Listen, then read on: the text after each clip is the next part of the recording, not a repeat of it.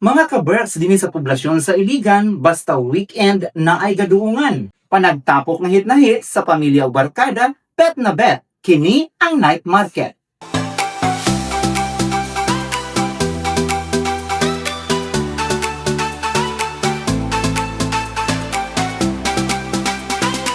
Sa pagsalop sa adlaw kada Biyernes, Sabado ug Domingo, ang kadalanan kilid sa plaza sa Iligan daw mabibo. Gitagaan og panahon ning tanan nganing adlaw mapuslan. Naghakad ang mga baligya sa mga negosyante, iliganon apil ang mga bisita gadtuong dinhi. Matag usama naglahi ang katuyuan, pagkahalin sa baligya o pagpalit sa gusto unta matuman.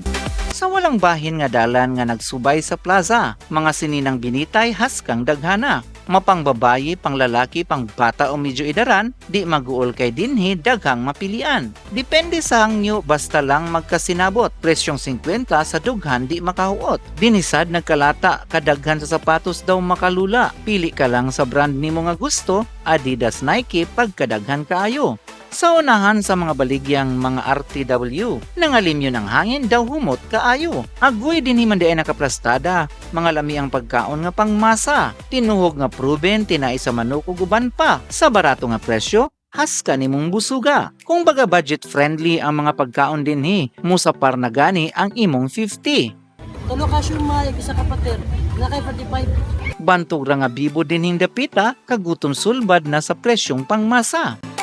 Sa atong pagbalhin sa pikas dalan, agoy mubati ka na og medyo sosyalan.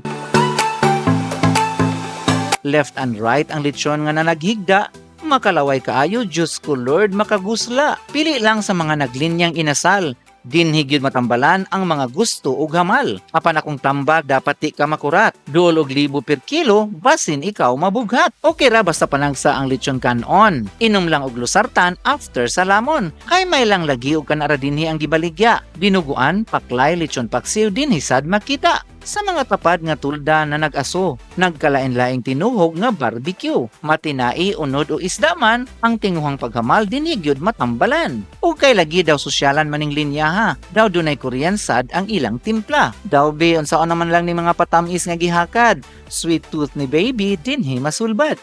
Dinisad ko nakakitag baga nga lechiflan nga ilang gimugna. Pagtilaw na ko has kamang lamia, 130 nga presyo, wa na baliha. Di ba guol sa tumuanhi nga sa pork dili pwede, kay na ay mga stalls gyud nga ang pork bawal dinhi. Lakip sad niini ang lamiang shawarma, chicken and beef ang ilang tirada. Kung sa isigdalan sa plaza tataw ang kabibo, sa tunga niini medyo relax ang tono. Human sa pag-order sa mga pagkaong gusto, dinhi magtipok mahitabo ang pagsalo-salo. Lahisad ang dula sa mga naa sa kiosko. Naabtan ako ang mga daw gahi sa chess ug dama kuno. Mga lulong sa dula daw seryoso, bisan pagsikma daw nagpanuko. Ug samtang nagpadayon ang dula sa mga idaran, sa kilid-kilid kamulusad ang pagpislit sa mga lutahan. Sanglit din man sad uso ang masahe. Sakit sa kalawasan sulbaron dinhi. Busa mga kaberks kung makalaag ka. Labi na kung weekend dinhi lang mo punta. Night market sa Iligan daghan ka makita og matilawan, budget friendly nga laag sa barkada nga huptan. Ako si Jimmy Smero og daghang salamat kaninyo.